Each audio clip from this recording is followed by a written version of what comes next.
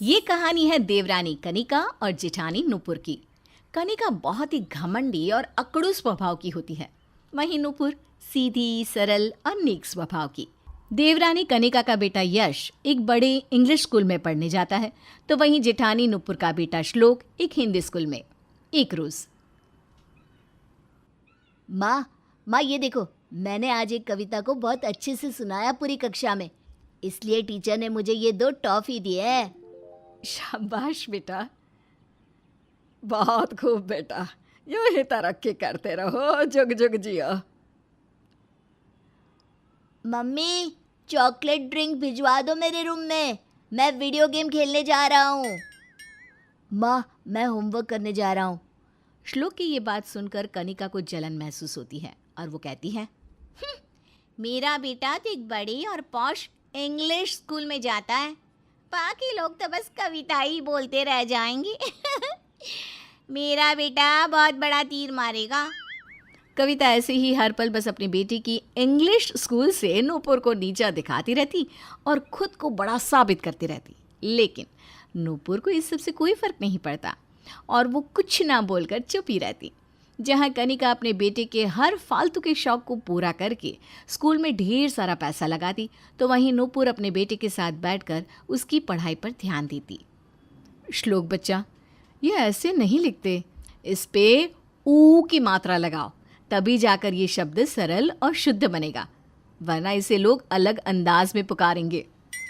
परमेश्वरी और ससुर इंदर नूपुर के कमरे के बाहर ये सब देखकर आपस में कहते हैं, नुपुर बहू कितनी अच्छी है, इसे किसी चीज़ का घमंड और लालच नहीं। घर का सारा काम खत्म करके श्लोक के साथ देर रात बैठकर उसकी पढ़ाई पर ध्यान रखती है। आजकल के बच्चों को यही तो चाहिए कि जब वो पढ़ाई कर रहे हो तो उनके माँ या बाप उनके आसपास रहे।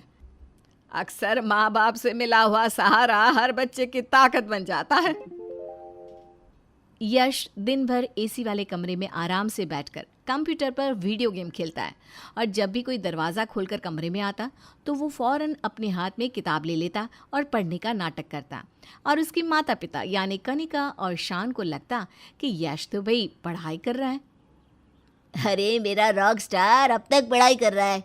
ये देखो यश, मैं तुम्हारे लिए ये आईपैड लाया हूँ, इससे तुम अपनी ऑनलाइन ट्यूशन क्लासेस अटेंड कर सकते हो और तो और ई बुक्स के ज़रिए अपने पर्सनल नोट्स को इसमें सेव कर सकते हो। Wow, thank you so much पापा, you are the best dad in the world. मैं इस आईपैड का इस्तेमाल सिर्फ और सिर्फ पढ़ाई के लिए ही करूँगा। Thanks mummy. शान और कविता यश को बहुत लाड़ प्यार और दुलार से पालते हैं, उसकी हर एक ज़रूरत को तुरंत पूरा करते हैं। वहीं जेठ जेठानी नुपुर और विवेक दोनों भी श्लोक को टाइम और प्यार देते हैं। कनिका तो दिन में सिर्फ एक बार ही यश से मिलती है, बाकी टाइम अपनी सहेलियों के साथ सैर सपाटा करती रहती है। और नुपुर को अकड़ दिखाना तो कनिका का रोज़ का ही हो जाता है। माँ जी, पापा जी, आज श्लोक के स्कूल में नृत्य प्रतियोगिता है, श्लोक ने भी हिस्सा लिया है, आप दोनों चलोगे ना? विवेक जी ऑफिस से सीधे स्कूल में ही पहुँच रहे हैं। कनिका, तुम और देवर जी भी आओगे तो श्लोक को अच्छा लगेगा। Are you out of your mind जेठानी जी? आपको पता है ना, मेरा बेटा शहर की टॉप और नंबर 1 स्कूल में पढ़ने जाता है। तो अब आप ही बताइए, इतने बड़े स्कूल में पढ़ने जाने वाले बच्चे की माँ श्लोक की घटिया स्कूल जैसी जगह पर जाएगी क्या? एक तो वो बहुत छोटी होगी और वहाँ भीड़ होगी, वो भी सारे मिडिल क्लास लोगों की। आई एम सो सॉरी, शान और मैं तो नहीं आ पाएंगे। टूडल्स। इतना कहकर कनिका एटीट्यूड में वहाँ से चली जाती है और नूपुर को इस बात का बहुत बुरा लगता है। नुपुर बहू, तुम कनिका बहू की बात पर ध्यान मत दो, तुम्हें तो पता है ना वो कैसी है। तो ऐसे लोगों की बातों को एक कान से सुनकर दूसरे कान से बाहर निकाल देना चाहिए। एक तरफ रात भर जाकर नुपुर और श्लोक साथ में मिलकर श्लोक का विज्ञान का प्रोजेक्ट मॉडल बनाते हैं। वहीं यश की एग्जाम के दिनों में कनिका उस पर जरा भी ध्यान नहीं देती और घर में एक तरफ यश फेल हो जाता है तो दूसरी तरफ श्लोक कई ज़्यादा नंबर से पास हो जाता है। दादी, दादू, ये लीजिए मिठाई, मैं पास हो गया हूँ। मैं फेल हो गया। श्लोक की खुशियों को देखकर कनिका को फिर से बहुत ज़्यादा जलन होती है, लेकिन यश के फेल होने के बावजूद कनिका और शान उससे कुछ नहीं कहते। ऊपर से और बिगाड़ते हैं, जिसके कारण वो बहुत बदतमीज होते जाता है और दिन ब दिन बड़ों के साथ उल्टा बोलने लगता है। नहीं दूंगी का क्या मतलब है मम्मी? मुझे नहीं पता, आपको मुझे पैसे देने ही होंगे, वरना मैं आज के बाद आपसे और पापा से कभी बात नहीं करूंगा। बहुत हो गया आप दोनों का drama. Yash, mind your language. तुम अपनी उम्र की किसी दोस्त से नहीं, अपनी माँ से बात कर रहे हो। सब देख रहे, तमीज से पेश आओ। क्या तमीज से पेश आओ? हाँ, तो आप भी तो तमीज से मुझसे पैसे दे दो। मुझे अपने फ्रेंड्स के साथ पार्टी करने जाना है, मुझे पैसे चाहिए। इस तरह यश अपनी माँ कनिका के साथ भी बदतमीजी से पेश आने लगता है। परमेश्वरी और इंदर को ये सब बिल्कुल पसंद नहीं आता।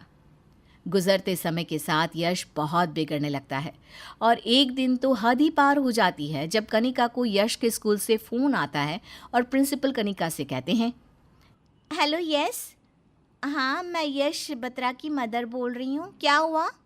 Is everything okay? Mrs Kanika Batra, आपका बेटा यश आज घर से तो स्कूल आने के लिए निकला था, लेकिन हमारे स्कूल के प्यून ने उसे पास के कैफ़े में अपने दोस्तों के साथ चिल करते हुए पकड़ा है। यानी कि यश ने आज स्कूल बंक करने की कोशिश की है। व्हाट? ये सुनकर कनिका बहुत चौंक जाती है। जब शाम को यश घर वापस आता है तब सभी घर वाले हॉल में मौजूद होते हैं और शान भी बहुत गुस्से में होता है। यश, कैसा रहा आज का दिन? क्या क्या पढ़ाया आज स्कूल में, जरा बताना तो। कुछ नहीं पापा, नॉर्मल डे था, रोज की तरह ही सारे लेक्चर्स हुए। स्कूल में या कैफे में? उतने में ही यश घबरा जाता है और उसे समझ में आ जाता है कि उसका झूठ पकड़ा जा चुका है। यश, तुमने आज स्कूल बंक किया और अपने दोस्तों के साथ घूमने गए? क्यों किया तुमने ऐसा यश? हम तुम्हें टॉप से टॉप फैसिलिटीज प्रोवाइड करते हैं और बदले में तुम हमें ये सब देते हो। कितनी बदनामी हुई है तुम्हारी वजह से, do you know that? Sorry mummy, sorry पापा, मैं आइंदा से कभी ऐसा नहीं करूँगा। अब हम इस बात पर कैसे भरोसा करें यश? परेशान हो गए हम तुम्हारी इन बिगड़ेल हरकतों से। एक श्लोक है जो इतना होनहार है और एक तुम। जाओ अपने कमरे में जाकर स्टडी करो। यश अपने कमरे में चला जाता है और कनिका टेंशन में अपना सर पकड़ लेती है।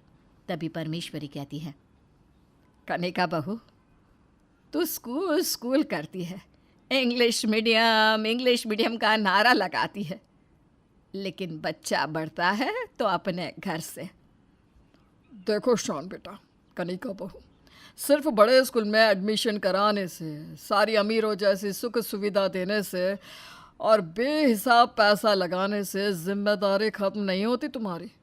तुम्हें उसे अपना टाइम भी देना होगा, क्योंकि कल तुम भी बड़े होगे, बूढ़े होगे, और तब अगर उसने तुम्हें अपना टाइम नहीं दिया तो अपनी जेठानी नुपुर को ही देख लो, कैसे ख्याल रखती है श्लोक का। उसे अपने दिन का आधा समय देती है ताकि वो अच्छा महसूस करे।